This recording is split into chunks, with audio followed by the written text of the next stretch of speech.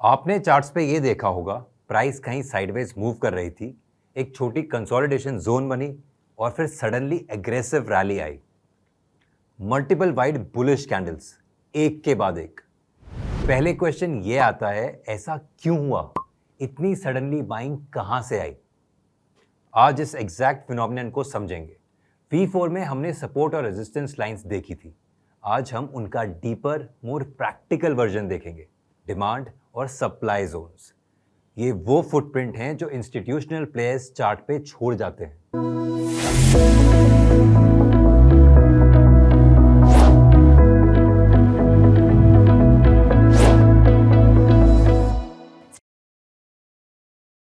V4 में हमने Jones briefly introduce किए थे। आज उनको डिटेल में देखेंगे। पहले क्लैरिफाई करते हैं कि लाइन और जोन में कॉन्सेप्चुअली डिफरेंस क्या है। लाइन अप्रोच में आप कहते हैं रेजिस्टेंस एग्जैक्टली 17,500 रुपीज पे है, प्राइस वहां टच करके पलटती है। लेकिन एक्चुअल मार्केट में कभी प्राइस 17,495 पे पलटती है, कभी 17,510 पे।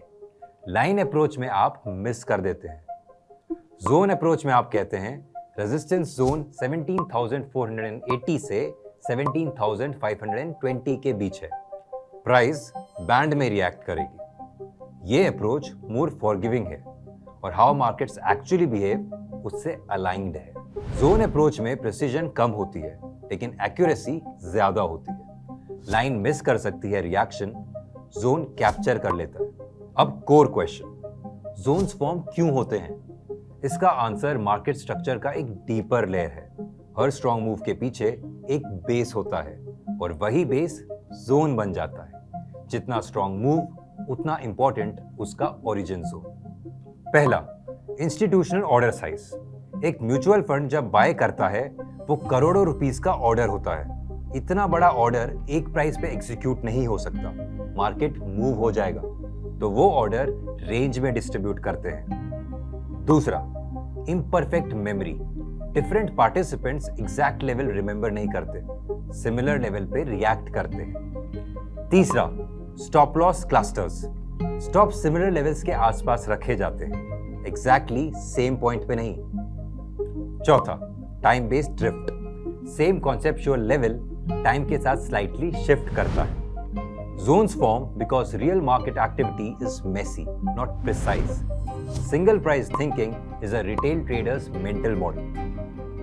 Zone thinking is how the market actually operates. ये शिफ्ट मेंटल मॉडल में ही आपको काफी अननेसेसरी स्टॉप लॉसेस से बचाएगी।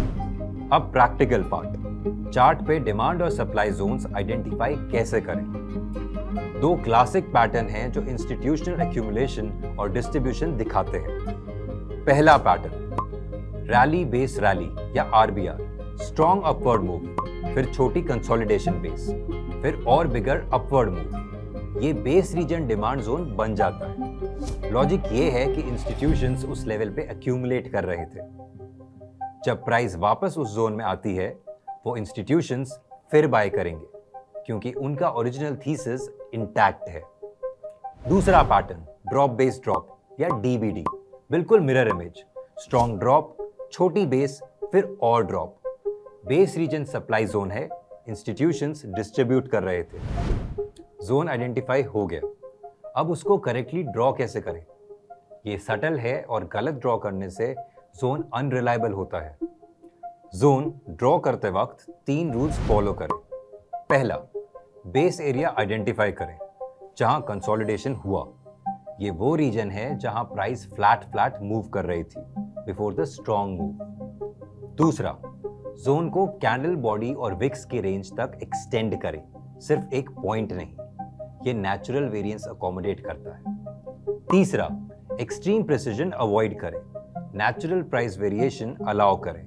जोन बैंड है, लाइन नहीं। एक बहुत इंपॉर्टेंट डिस्टिंक्शन, फ्रेश जोन्स और टेस्टेड जोन्स में डिफरेंस होता है। ये डिस्टिंक्शन प्रोफेशनल ट्रेडर्स और रिटेल ट्रेडर्स की अप्रोच में काफी विजिबल है। फ्रेश जोन मतलब जोन फॉर्म हुआ, प्राइस गई, लेकिन अभी तक वापस उस जोन को टेस्ट करने नहीं आई। ये जोन्स हाई प्रोबेबिलिटी होते हैं पहली बार रीटेस्ट पे रिएक्ट करने के लिए। क्यों? क्योंकि इंस्टीट्यूशन के अनफिल्ड ऑर्डर्स अभी भी वेटिंग हैं। टेस्टेड जोन मतलब जोन ऑलरेडी टेस्ट हो चुका है, कुछ रिएक्शंस हो चुकी हैं, हर टेस्ट के साथ ऑर्डर्स कंज्यूम होते हैं, जोन वीक हो जाता है। थर्ड या फोर्थ टेस्ट के बाद जोन रिलायबिलिटी सिग्निफिकेंटली ड्रॉप हो जाती है। अगर जोन मल्टीपल बार टेस्ट हो चुका है, ब्रेकआउट प्रोबेबिलिटी बढ़ जाती है। सेम चार्ट पे अगर दो एंट्री ऑप्शंस हैं, एक फ्रेश डिमांड जोन और एक tested demand zone, fresh zone हमेशा प्रेफर्ड होता है। टेस्टेड जोन से एंट्री लो प्रोबेबिलिटी बेट है, स्पेशली जब जोन 3 या 4 बार टेस्ट हो चुका हो। सारी जोन्स इक्वल नहीं होती, कुछ जोन्स बहुत स्ट्रॉन्ग होती हैं, कुछ वीक। 5 फैक्टर्स हैं जो जोन की स्ट्रेंथ डिसाइड करते हैं। Departure speed, strong zone multiple wide momentum candles, gap opens.